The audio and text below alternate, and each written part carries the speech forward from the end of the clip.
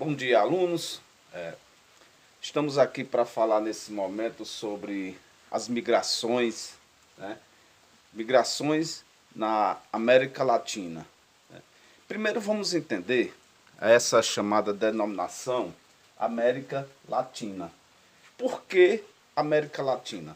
Por que o continente americano ele também recebe essa forma de regionalização, né?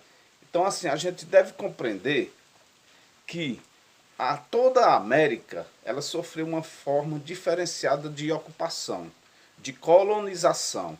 Em virtude dessa forma diferenciada de colonização, né, surgiu essa também forma de regionalizar a América, que vamos compreender por América Latina e América Anglo-Saxônica. Mas como é que eu posso compreender essa regionalização, essas denominações, ou seja, essa divisão regional, né?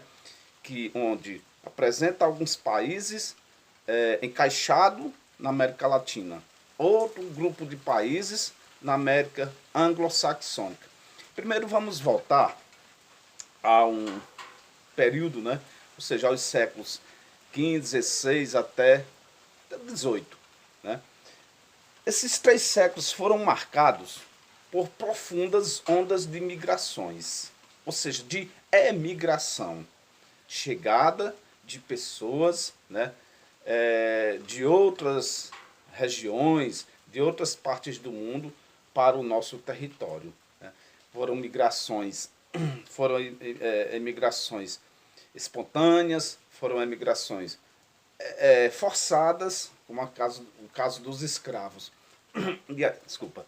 E aí nós podemos observar que esse processo de chegada de povos no nosso território resultou no tipo, na configuração atual que nós temos hoje.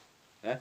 Uma regionalização que a gente compreende por essa forma. Né? Mas até onde vai a América Latina e a América Anglo-Saxônica? Né?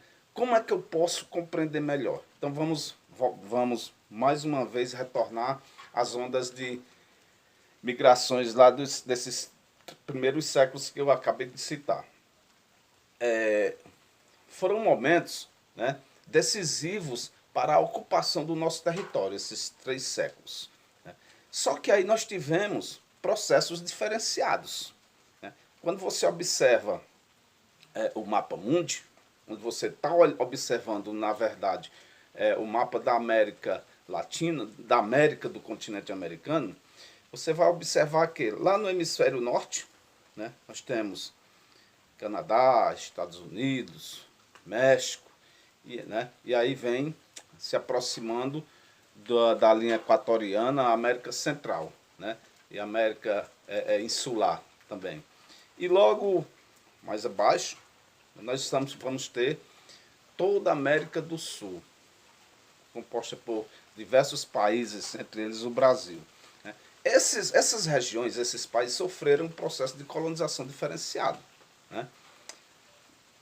Aqui na América do Sul, América Central, né, até o México, nós tivemos um processo diferenciado de ocupação, que foi a colonização de exploração.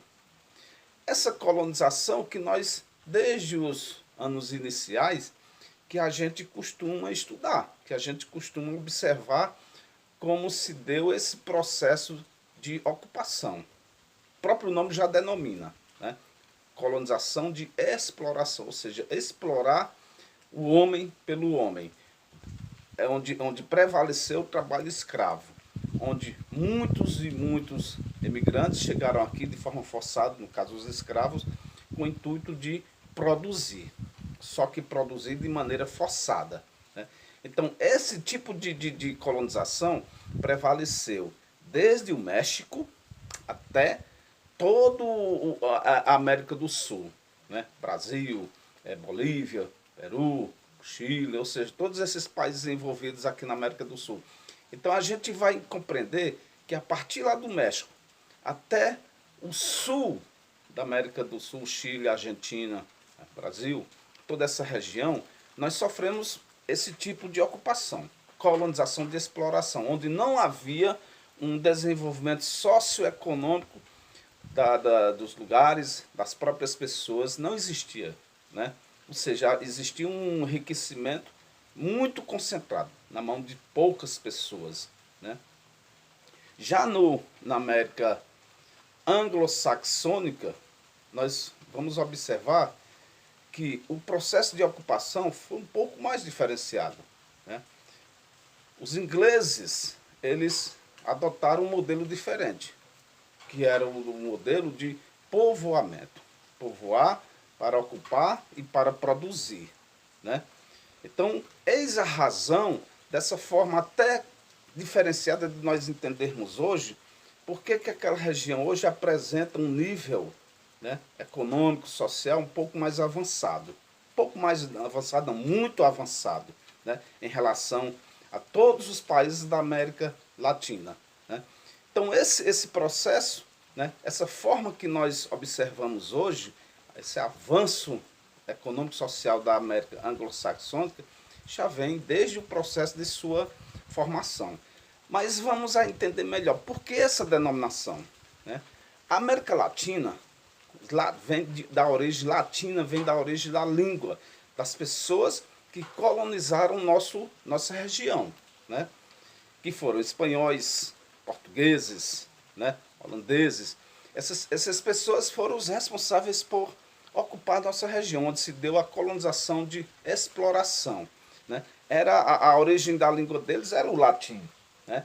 Então aí, eis a razão porque nós temos esse processo histórico, essa denominação de América Latina. E anglo-saxônica, né? Anglo, né, vem dos povos, né, germânicos, né? Os anglos que habitavam o norte da Germânia, né? Eles tiveram como origem essa língua, né? Os próprios ingleses tiveram como origem essa língua saxões, né? Anglo, e os saxões também, outros povos germânicos, né? Que habitavam ali o centro, né, da Inglaterra, né? Então esses povos, eles tiveram a origem de sua língua, essas duas denominações, anglo e saxões, né? Então, como eles colonizaram o Canadá, os Estados Unidos, né? Então, por bem, confeccionou essa forma de regionalização saxônica, anglo-saxônica, devido à questão histórica, né? Então, é basicamente isso que nós vamos compreender o porquê dessas denominações América Latina e América anglo-saxônica. Então, assim, no desenvolvimento dos nossos estudos, né, sobre a América, a gente vai compreender minuciosamente, detalhadamente, essas questões América Latina e América anglo-saxônica, que se reflete até nos dias atuais, né, essa questão de diferenciação. América Latina, de área de destino de imigrantes para a área de saída de imigrantes, né? Então vamos assim, ou seja, deixa eu ajeitar isso aqui, que é imigrantes, né? Na verdade, claro, imigrantes que saem, imigrantes o que chega, né? É bom a gente salientar isso aí, ó, para que a gente nunca mais esqueça, vocês nunca mais esqueçam. Imigrantes, né, quem sai, quem parte de um local. Emigrantes, o que está chegando. Então, assim, a América Latina, como eu já disse, desde os primeiros séculos, né, de ocupação da nossa região, né, a América Latina, ela evidenciou isso aí. Ou seja, toda a América, ela evidenciou isso aí. Era um ponto, né, de atrativo para diversas pessoas de diversas partes do mundo. Como eu já disse, os que vieram por vontade própria, né? Que vieram no intuito de acumular riquezas, de conquistar terras, de dominar, né? De acumular riquezas. E outros que vieram de maneira forçada para trabalhar, no caso, os escravos.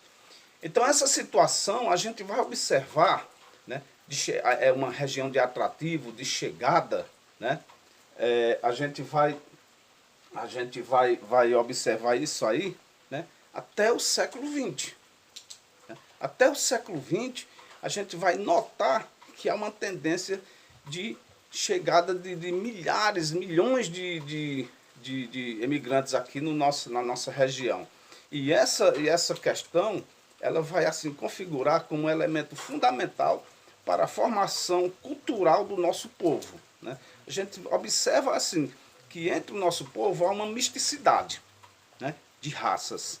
Porque, claro, houve uma mistura, né, desses povos com negros, índios, asiáticos, né, europeus. Então, assim, a nossa região ela se torna bem misturada devido a essa questão. Aí o que é que a gente vai observar? Né? Nas últimas décadas, a gente observa uma tendência ao contrário. Né? Pessoas que saem, imigrantes, né? Pessoas que estão saindo, estão entrando em outras regiões. Né? E aí o que é que essa tendência ela se fortificou, principalmente nos últimos 30 anos. Milhares de pessoas jovens saindo. Né? E há uma questão fundamental que nós devemos compreender nisso, que a gente vai compreender muito bem, né, nos nossos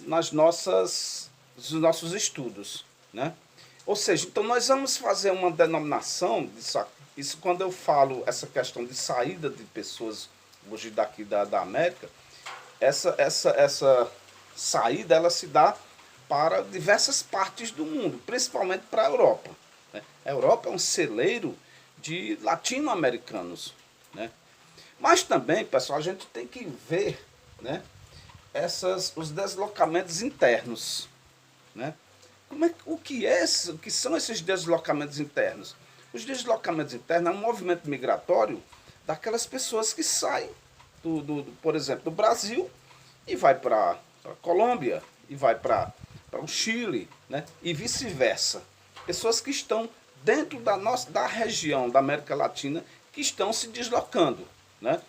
Que são os chamados deslocamentos internos, ou seja, as migrações interregionais. E outra coisa que a gente deve muito bem compreender, né, e entender, né, as pessoas não migram por acaso. As pessoas não migram exatamente assim porque querem passear, porque querem sair. Não, tem uma razão por trás disso. Há uma série de fatores que favorecem a essas ondas de migrações. Desde a pobreza, desde a busca de qualidade de vida, desde a questão do tráfico, né, em algumas cidades, a questão as questões naturais, as ocorrências de fenômenos naturais, até mesmo a questão os megas projetos agropecuários que a gente observa, faz com que expulse, né, centenas, milhares de pequenos agricultores de áreas nativas e vão para outros lugares. Né? Isso aí é também uma questão que a gente observa hoje. Como também os desastres, né? Como aconteceu agora recentemente em Mariana, né? Onde houve aquele problema todo, né? Uma barragem lá se estourou e mais de quase 1.500 pessoas tiveram que sair daquele lugar, sem contar com os mais de 300 mortes que ocorreram naquele lugar. Né? Então, assim, são esses fenômenos que fazem com que as pessoas migrem, as pessoas saiam do lugar. E aí saía essa onda, nós chamamos de deslocamentos, ou seja, de migrações também forçadas. Não é a vontade daquelas pessoas saírem do seu lugar de origem. Né? Como eu acabei de citar as questões dos megas projetos, como ocorre hoje na região norte do Brasil, na Amazônia, né? O incentivo do governo federal faz com que esses projetos ganhem mais uma dinâmica, né? acelerem sua produtividade, fazendo com que milhares de nativos, indígenas, pequenos camponeses percam a posse de suas terras e vão para outro lugar, né? Então, pessoal, é isso, né? Espero que vocês aproveitem bastante o conteúdo, né? Aqui é só um esclarecimento do que o percurso 7 aborda, né? A questão das migrações, onde vocês deverão entender desde o princípio, né? Como eu citei aqui, a questão de o entendimento de América Latina e América Anglo-Saxônica.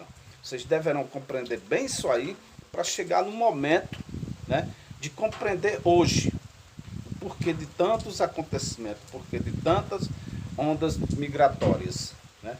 Então, assim, aproveitem bastante, leiam, né? Fortifique cada vez mais o conhecimento de vocês. Lá no nosso livro, a partir da página 66 até a página 73, aborda claramente essa questão, né? Então, bons estudos e até a próxima.